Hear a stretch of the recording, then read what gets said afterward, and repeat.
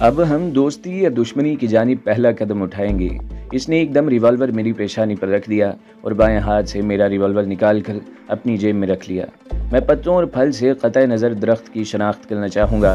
تم دونوں میرے نزدیک اس قد آور درخت کے نازک پتے اور کچے پھل ہو جن کو میں کھانا پسند نہیں کر سکتا۔ تم جیسے جذباتی نوجوانوں کو پہلے بھی مفاد پرستوں نے موت کی وادی میں دھکیلا ہے۔ مجھے بتاؤ تمہیں کس لیے بھیجا گیا ہے اور کس نے بھیجا ہے؟ میں وعدہ کرتا ہوں بلکہ یہاں اور وہاں ہر جگہ تمہاری سلامتی کی ضمانت قبول کروں گا۔ نام بتا دو، ٹھکانہ میں خود تلاش کر لوں گا، اس نے کہا۔ اپنا منہ بند رکھو، میں مٹھیاں بھینچ کر چیخا۔ ملنا ہے تو غداری کا داغ لے کر کیوں مرے، میں نے کہا۔ نہیں، میں ملنا نہیں چاہتی، مہرزر سسک کر بولی۔ سر اگر آپ مجھے یہاں سے نکال لے جانے کا وعدہ کریں تو میں کہتا ہوں بکواس بند کرو۔ میں اٹھا تو وجے کا پاؤں میرے پیٹ میں لگا، میں پیچھے جا گرا۔ سر یقین کریں وہ درندہ ہمارے والدین کو زندہ نہیں چھوڑے گا، اس نے کہا۔ نہیں میرے بچے، وجے نے پچکار کر کہا، اسے صبح کا سورج دکھائی نہیں دے گا۔ شرط یہ ہے کہ تم لوگ تعاون کرو ورنہ مجھے تلاش میں کچھ وقت لگ سکتا ہے۔ تم اس وقت یہاں سے نکلنا جب اس کا سر اپنے سامنے دیکھ لو گے۔ شاباش، جلدی کرو، مجھے یہ اپنے ساتھ لائی ہے۔ میں نے تھوک نکل کر مہرزر کی جانب اشارہ کیا۔ وہی تو کچھ بتانے جا رہی تھی، وجے ملائمت سے بولا۔ ہاں پیاری لڑکی، مجھ پر اعتماد کرو اور بول دو نام۔ نواز بٹ، مہرزر بولی اور وجے اچھل پڑا اور مہرزر پر ہاتھوں کے بل جھک گیا۔ وہ اسے قریب پا کر سکڑتی چلی گئی۔ وہ مجھ سے پہلے بھی کام لیتا رہا ہے سر، اس نے تمہاری کیا ڈیوٹی لگائی ہے، وجے نے کہا۔ وہ چاہتا تھا کہ میں کسی بہانے آپ کے قریب ہو جاؤں اور دوستی کر لوں اور پھر ان لوگوں کے بارے میں اسے اطلاع دیتی رہوں جو آپ سے ملنے آئے۔ بس سر یہی اس نے کہا تھا۔ ٹھیک ہے مس، وجے نے کہا۔ راہیلا، اس نے بے دھڑک نام بتایا۔ میں بے روزگار لڑکی ہوں سر، اس لیے ایسے کام کرنے پر مجبور ہو جاتی ہوں۔ مس راہیلا، وجے نے اس کی بندشیں کھولتے ہوئے کہا، تم وہی کرو گی جو تمہیں کہا گیا ہے۔ ابھی سے ہماری دوستی شروع، تم میرے ساتھ رہو گی اور میری ہدایات پر اسے کچھ نام بتاؤ گی، اس کے لیے میں بھی تمہیں بڑی رقم دوں گا، اس نے کہا۔ اس نے بے دھیانی میں یا ہمیں بے وقوف جان کر اپنا ریوالور بیڈ پر رکھ دیا تھا۔ میں سخت ہو جانے والی گانٹھوں سے زور آزمائی کرنے میں مصروف ہو گیا تھا۔ پھر جو ہی ہاتھوں کی ڈالی گانٹوں کو دانتوں سے کھولنے کے لیے وہ ہاتھوں پر جھکا تو مہرزر نے گردن موڑ کر آنکھوں سے اشارہ کیا۔ میں نے اٹھ کر بڑی آرام اور پوری قوت کے ساتھ دونوں ہاتھوں کو جوڑ کر وجے کمار کی گردن پر مارا اور اس وقت بھی تیسری ضرب لگائی جب وہ سجدے کے انداز میں بیڈ سے پھسلتا ہوا فرش بوش ہو گیا تھا۔ میرے بالوں کے جوڑے میں چاقو ہے، مہرزر گھٹنوں کے بل اٹھ کر بولی، جلدی کرو۔ میں نے بالوں کے گھونسلے سے چھوٹا سا چاقو نکال کر بندشیں کاٹ ڈالی۔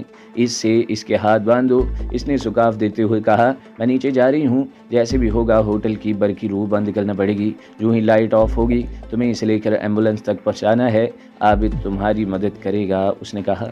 وہ ہدایات دے کر باہر چلی گئی اور میں نے وجے کمار کی ٹائی کھول کر اس کے ہاتھ جکڑ دیے اور اسکارف کا گولا بنایا اور اس کے منہ میں رکھ دیا۔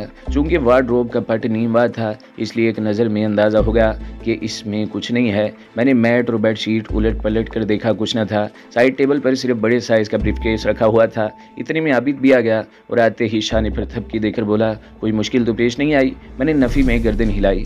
میں اسے اٹھاؤں گا، تم بریف کیس سنبھال لو، میں نے کہا۔ تقریباً 5 منٹ بعد روشنی چلی گئی۔ باہر نکلے تو روشنی کی آدھی آنکھیں جیسے اندھی ہوئی تھیں۔ اس کے باوجود ہم سیڑھیاں اترتے ہوئے لابی میں اتر گئے۔ میں کسی سے ٹکرایا بھی تھا، ٹکراؤ زوردار تھا۔ کوئی مخالف سمت سے تیز تیز قدم اٹھاتا مجھ سے ٹکرایا تھا۔ میں تو لڑکھڑا کر سنبھل گیا تھا مگر وہ منہ سے عجیب سی آواز نکالتا ہوا گر گیا تھا۔ معذرت کا وقت تو نہ تھا، ہمیں جلدی نکل جانا تھا۔ اگر موم بتی وغیرہ کاؤنٹر پر روشن ہو جاتی تو کوئی بھی خطرہ ہماری راہ روک سکتا تھا۔ باہر کی دنیا بالکل پرسکون تھی۔ اکا دکا گاڑیاں سٹارٹ ہو رہی تھیں۔ تقریب میں آنے والے اور ان کی گاڑیاں وہاں سے چلی گئی تھیں۔ ستاروں کی روشنی اور کچھ سٹریٹ لائٹ کی وجہ سے پارکنگ شیڈ کی ہر شے بازی دکھائی دے رہی تھی۔ ایک سٹارٹ کار بیک میں جاتی گھومی اور روشنی کے سیلاب میں ہم آ گئے، لیکن عابد مضبوط اعصاب کا مالک تھا۔ اس کے اٹھتے پاؤں اٹھتے ہی چلے گئے۔ اگر وہ اچانک روشنی میں آنے کی وجہ سے گھبرا جاتا تو کار میں بیٹھے لوگ کچھ بھی سوچ سکتے تھے۔ ہو سکتا ہے سوچ کر بھی وہ نظر انداز کر گئے تھے کہ کون پرائے پھڈے میں پاؤں پھنسائے، ورنہ عذرا ہمدردی ہی پوچھ لیتے کہ کیا حادثہ پیش آیا ہے۔ مہرزر ایمبولینس کے پچھلے حصے سے لگی کھڑی تھی۔ عابد نے جھک کر اپنا بوجھ اندر پھینکا اور پھر فرنٹ سیٹ پر جا بیٹھا۔ چونکہ ہم وجے کمار کے ساتھ پیچھے تھے اس لیے روٹ اور منزل کا انتخاب عابد ہی نے کیا تھا۔ غالباً وہ اپنے گھر لے جا رہا ہے، مہرزر نے باہر جھانک کر کہا۔ کون عبداللہ خان؟ میں نے پوچھا۔ اس شریف شخص کو اس حد تک ملوث نہیں کرنا چاہیے تھا، میں نے کہا۔ نہیں، مہرزر بولی، عابد اپنے گھر کی جانب لے جا رہا ہے۔ وجہ ایمبولینس تھی یا کوئی دوسری؟ ہم بے روک ٹوک عابد کے گھر جا اترے تھے۔ عابد نے وجے کمار کو باہوں میں بھر لیا اور مہرزل نے شکریہ کی دولت دے کر عبداللہ خان کو واپس بھیج دیا۔ میرے جیب میں رائج الوقت کرنسی نوٹ بھی تھے، لیکن عبداللہ خان نے جس انداز میں ہماری مدد کی تھی وہ نوٹوں کی محتاج نہ تھی۔ اگر میں اس کا تعاون خریدنے کی کوشش کرتا تو شاید اسے دکھ ہوتا کہ کوئی بھی مسلمان جہاد جیسی عبادت کو فروخت نہیں کرنا پسند کرتا۔ اس نے ہمارے چہروں کے نقوش دیکھ کر سب کچھ نہ کیا ہوگا، بلکہ اس کے اندر بھی وہی روح اور جذبہ رہا ہوگا جو مہرزر اور عابد کے اندر تھا۔ جب میں اور مہرزر اندر داخل ہوئے تو یہ دیکھ کر حیران رہ گئے۔ وجے کمار تکیے کے سہارے نیم دراز تھا اور کھلی آنکھوں سے عابد کو گھور رہا تھا۔ ہم پر نگاہ پڑتے اس کا تناؤ ایسے کم ہونے لگا جیسے فٹ بال کے بلیڈر سے آہستہ آہستہ ہوا خارج ہو رہی تھی۔ میں نے کہا تھا، مہرزر کھلے بالوں کو سمیٹ کر پھٹے ہوئے اسکارف میں دیتے ہوئے بولی، میرا تعلق کسی چور ڈکیٹ گروہ سے نہیں ہے۔ دیکھا آپ نے میرے یہ دونوں ساتھی کتنے ہینڈسم ہیں، ایسے نوجوان چور نہیں ہوتے، اس نے کہا۔ میں نے بھی وجے کمار گردن سہلاتے ہوئے بولا، تمہیں چور سمجھ کر نہیں روکا تھا۔ خیر جو بھی ہو، تم فی الحال فاتح ہو، لہٰذا میں صرف انتظار ہی کر سکتا ہوں کہ کب تم اپنی اصل شکل دکھاؤ گے، اس نے کہا۔ یہ گھر ہے جناب، عابد نے خوش دلی سے کہا، طعام و قیام کی ساری سہولتیں ہماری اپنی ہیں، لہٰذا ہمیں کوئی جلدی نہیں ہے۔ اگر آپ کا وقت اجازت نہ دے تو ہم گیند آپ کے کورٹ میں پھینک دیں گے، عابد نے کہا۔ کھیل شروع کرنے سے قبل ٹیم کا تعارف ہو جائے تو بہتر ہوگا، وجے کمار بولا۔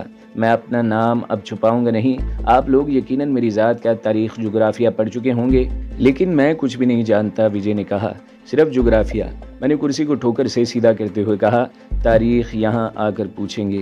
سنو ینگ لیڈی اینڈ مین، وہ تھوڑا سا اوپر اٹھتا ہوا بولا، مجھے نام نہ صحیح اپنا مذہب بتا دو، یہی میری پہلی اور آخری شرط ہے، اس نے کہا۔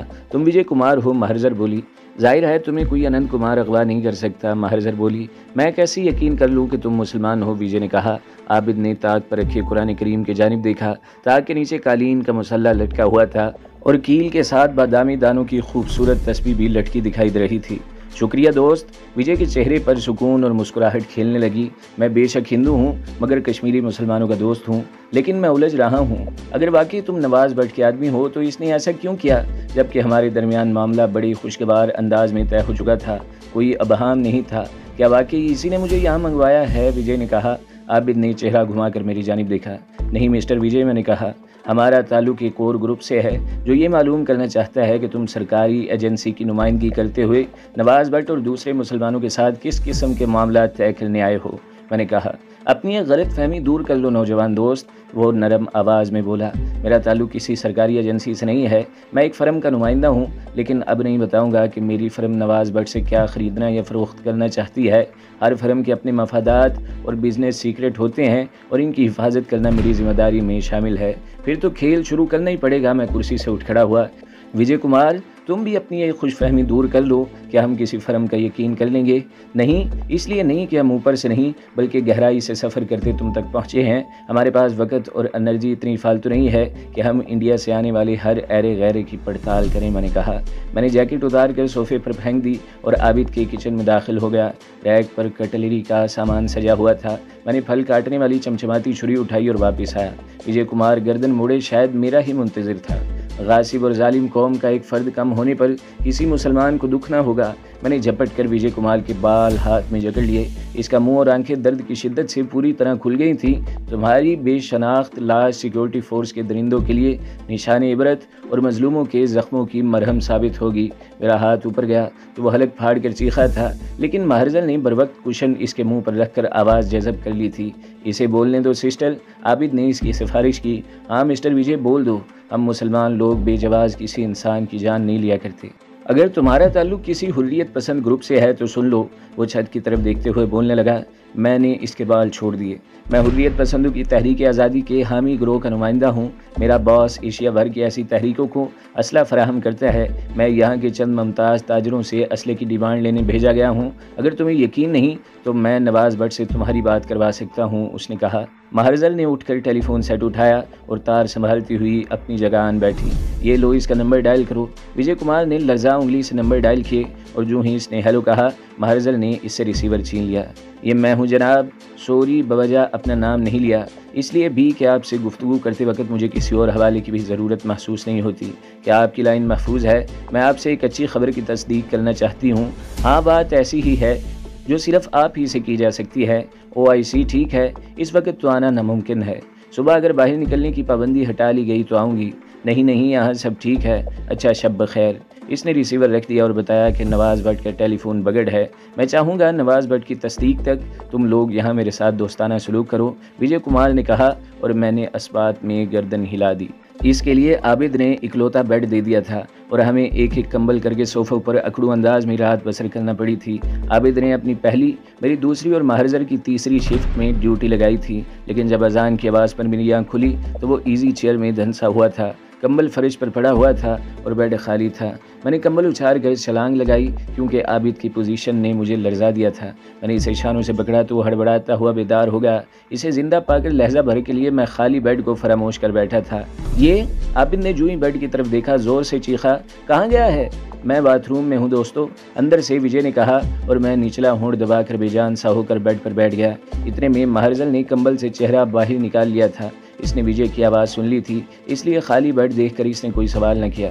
جوانی کی نیند ایسی ہی ہوتی ہے، وجے مسکراتا ہوا باہر آیا، لیکن سونے والے میرے دوست تھے۔ اس نے تولیا سٹینڈ سے اتارا اور چہرہ پہنچنے لگا۔ ہم تینوں ایک دوسرے سے نگاہیں چرانے لگے تھے۔ عابد کا سر تو ندامت کی بوجھ سے جھک گیا تھا۔ میں ایک کامیاب بزنس مین ہوں اور بزنس اعتماد کے سینگوں پر ٹنگا رہتا ہے۔ اچھے بزنس مین کو سینگوں کی حفاظت کرنا پڑتی ہے۔ اب ہم اچھے دوستوں کی طرح مل کر ناشتہ کریں گے اور پھر باہر جائیں گے نواز بٹ کے پاس، اس نے کہا۔ مہرزل بالوں کو سمیٹتی ہوئی باتھ روم میں چلی گئی اور عابد بن بولے کوٹ پہن کر کمرے سے نکل گیا۔ اب چوکس رہنے کی ضرورت باقی نہ رہی تھی۔ میری سمجھ میں نہیں آ رہا تھا کہ ہم نے جو میدان کھلی آنکھوں سے مارا تھا وہ بند آنکھوں نے ہمارے ہاتھ سے واپس لے لیا تھا، یا ہمارے دوستانہ سلوک نے ہمارے دشمن کو مات دی تھی۔ عابد جب ناشتے کے سامان کے پیکٹ لے کر اندر آیا تو ہم باتھ روم سے فارغ ہو چکے تھے۔ اس نے چپ چاپ سامان کچن میں رکھا اور خاموشی سے مہرزل نے ناشتہ تیار کر کے ہمارے سامنے چن دیا تھا۔ ہمارے درمیان عجیب سی سوگواریت، اجنبیت اور چپ برقرار رہی تھی۔ وجے کمار نے بھی ہمارے شرمندہ اور سوگوار چہرے دیکھ کر کوئی بات نہ کی تھی۔ مہرزل اور عابد نے مل کر برتن اٹھائے اور اندر چلے گئے۔ میرے بارے میں تم لوگوں نے کوئی فیصلہ نہیں کیا؟ وجے کمار سگریٹ سلگا کر بولا، مجھے آج واپس جانا ہے۔ نواز بٹ کی تصدیق یا تردید تک شاید ہم کوئی فیصلہ نہ کر پائیں گے۔ میں نے دیکھے بغیر اسے جواب دیا، اگر کرفیو کی پابندی نہ ہوئی تو میں اور میرے ساتھی دونوں وہاں جائیں گے اور ٹیلی فون پر فیصلہ سنا دیں گے۔ میں نے کہا، کچن چونکہ قریب ہی تھا اس لیے مہرزل اور عابد ہماری گفتگو سن رہے تھے، بلکہ مہرزل میری جانب دیکھ بھی رہی تھی۔ اگر ان کو میرے جواب پر اعتراض ہوتا تو ٹوک دیتے، مگر وہ چپ ہی رہے تھے۔ میرا خیال ہے کرفیو اٹھا لیا گیا ہے، باہر آ کر عابد نے بتایا۔ بہتر ہے تم دونوں نکل جاؤ۔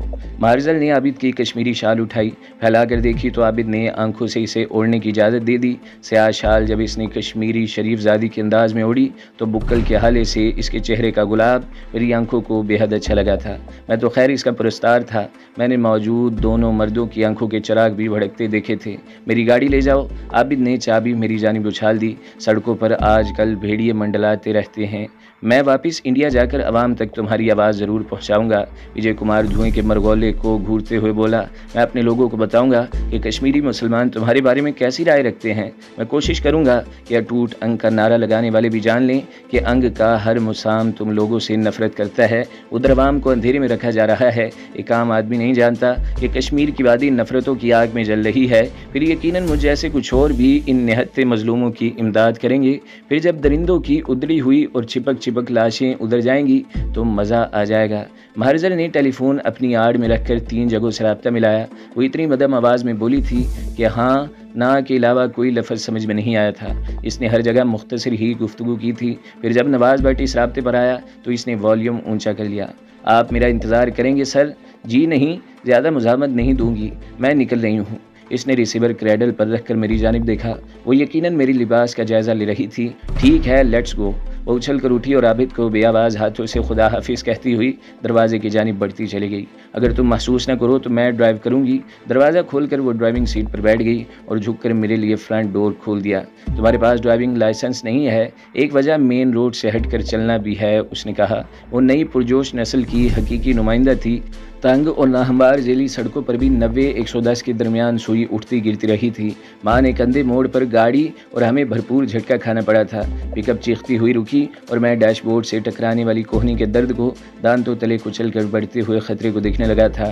टर्न पर फौजी जीप खड़ी थी और जीप की फ्रंट सीट पर बैठा एक खुशरू लेफ्टिनेंट बड़ी बड़ी रोशन आंखों से मुझे घूर रहा था। यही वजह खतरे का अलार्म बजाने लगी थी। वो नौजवान था, इसे ड्राइविंग सीट पर बैठी चांद चेहरा लड़की को घूरना चाहिए था।